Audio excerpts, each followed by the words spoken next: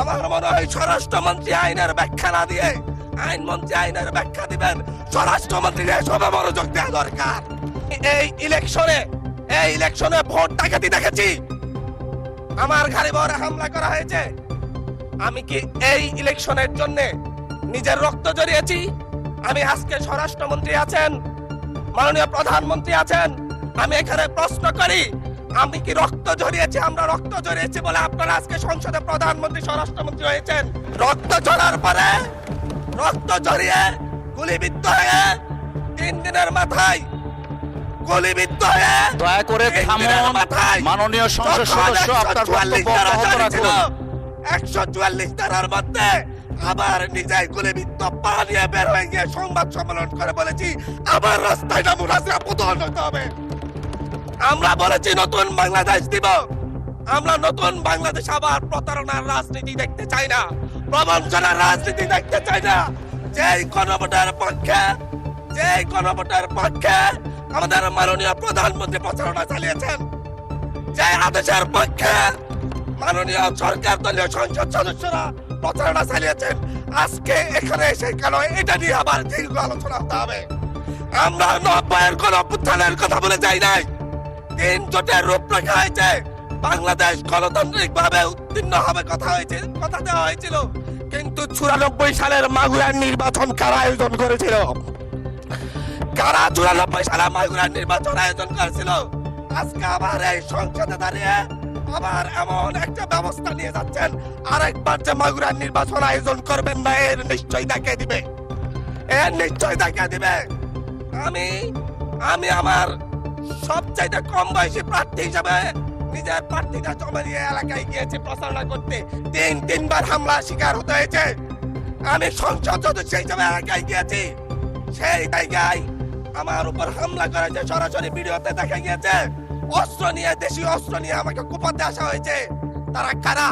ওরা তো তারাই যাদের প্রত্যেকের হাতে বিএনপি দলীয় নেতা কর্মীদের রক্ত লেগে আছে, প্রাণ লেগে আছে।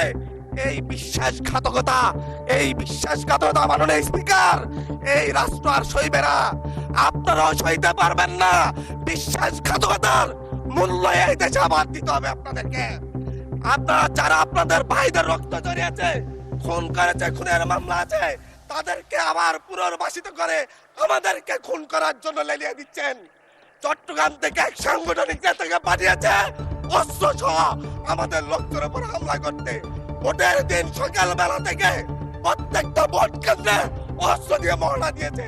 30টা ভোট কেন্দ্রে এনসিপির প্রার্থী, বিএনপি 2জন বিদ্রোহী প্রার্থী সহ কারো এজেন্টকে ঢুকতে দেওয়া হয় নাই। এটার জন্য কি আমরা আমাদের রক্ত জড়িয়েছি? মাননীয় স্পিকার, ইলেকশনের একদিন পরে আমাকে আর 1 মিনিট বাড়িয়ে দিবেন মাননীয় স্পিকার, 1টা মিনিট। মাননীয় স্পিকার, ইলেকশনের পর দিন এক নারী অভিযোগ করেছেন, এক নিরীহ নারী, ওনাকে ধর্ষণ করা হয়েছে শুধুমাত্র শাপলাগড়িতে ভোট দেওয়ার কারণে। 1 ঘন্টার মধ্যে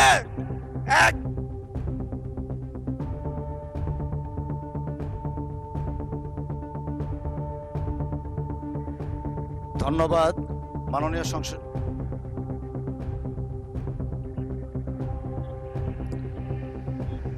আচ্ছা ঠিক আছে, 1 মিনিটের মধ্যে সংক্ষিপ্ত শেষ করবেন, 1 মিনিট। মাননীয় স্পিকার, একজন ভুক্তভোগী নারী অভিযোগ করেছে ওনাকে ধর্ষণ করা হয়েছে শাপলাগড়িতে ভোট দেওয়ার কারণে। সার্কেল এসপি 1 ঘন্টার মধ্যে বলেছে এই ধরনের কোনো ঘটনা ঘটে নাই। আজকে 42 দিন পার হয়েছে, এখনো ডিএনএ রিপোর্ট আসে নাই। মামলা নিতে 3 দিন দেরি হয়েছে। আর সিভিল সার্জন অফিস তদন্ত কমিটি করে দিয়েছে, তদন্ত কমিটির রিপোর্ট জমা দিয়েছে। ভুক্তভোগী নারী জানে না তার তদন্ত রিপোর্ট কি এসেছে। এই ভয়াবহ পরিবেশ তৈরি কারা করছে? আমার মনে হয় স্বরাষ্ট্রমন্ত্রী আইনের ব্যাখ্যা না দিয়ে আইনমন্ত্রী আইনের ব্যাখ্যা দিবেন, স্বরাষ্ট্রমন্ত্রী সবে মনোযোগ দেওয়া দরকার। স্বরাষ্ট্রমন্ত্রী মনোযোগ দেওয়া দরকার। সারা দেশে কোথায় কোথায় সন্ত্রাসীরা রয়েছে, সেই সকল সন্ত্রাসীদের তালিকা করে তাদেরকে বিচারের ব্যবস্থা করা দরকার। স্বরাষ্ট্রমন্ত্রীর উচিত ধন্যবাদ মাননীয় সদস্য। নেতা কর্মীরা হত্যার শিকার হয়েছে, তাদের বিচারের ব্যবস্থা করা দরকার।